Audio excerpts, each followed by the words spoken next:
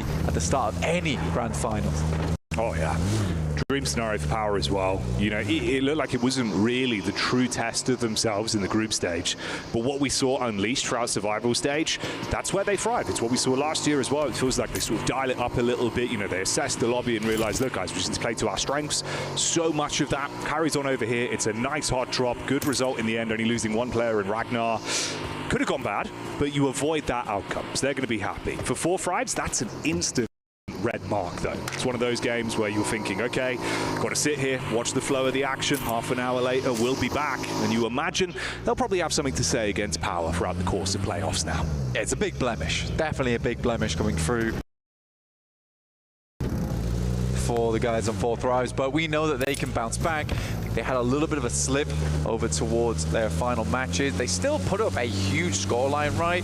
And I think if it wasn't for Alter Ego just blasting out of control, they would have remained in first place. So saying they had a slip is maybe a bit too bold from my camp, honestly. Fireflux, though, this is a team that did not slip up at all. They just kept on climbing. They were rung after rung on the ladder over in survival stage. That's why they looked fabulous. And it wasn't a case, in my opinion, that they looked great because it was weaker teams. I think for Fireflux, they had a real improvement over those 2 days. Oh yeah, you think about the positioning, the way they were playing off one another. Similarly, so obviously what we were describing there and highlighting is a good setup from Power, right? Those close quarters crossfires, the way they're playing off one another. That's what Fireflux were doing very consistently, but the rotations were on point. It did feel like they were hitting a skill ceiling of there's a lot this team can give, and we were just seeing it.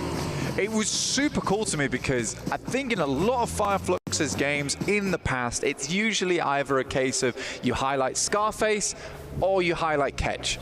It's never both players at the same time.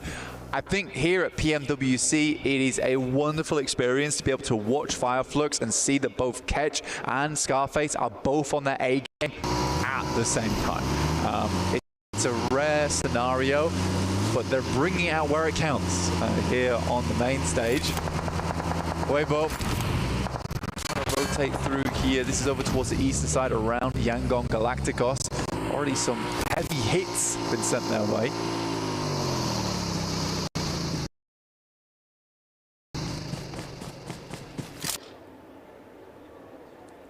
And if you're unfamiliar, of course, as well, opportunities for some, let's say, interesting gameplay from them when it comes to the weapon choices. But we'll see if they decide to pull that out in what is going to be a very important set of games here. Yeah, I'm trying to see for Sook, the bow, explosive bow. Oh, yeah. It looked cool, right? I think that we didn't necessarily see the true power of it because a lot of it was zoning and spacing for them.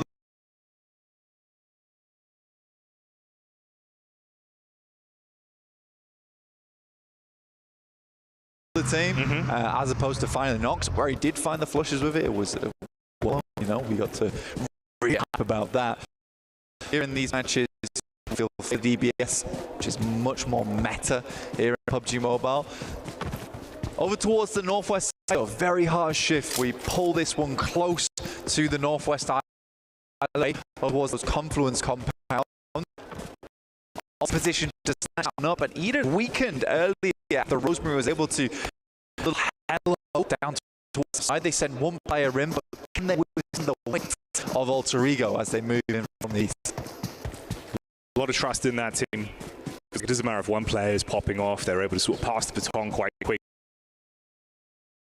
That can go the extra distance, but seeing Rosemary already be able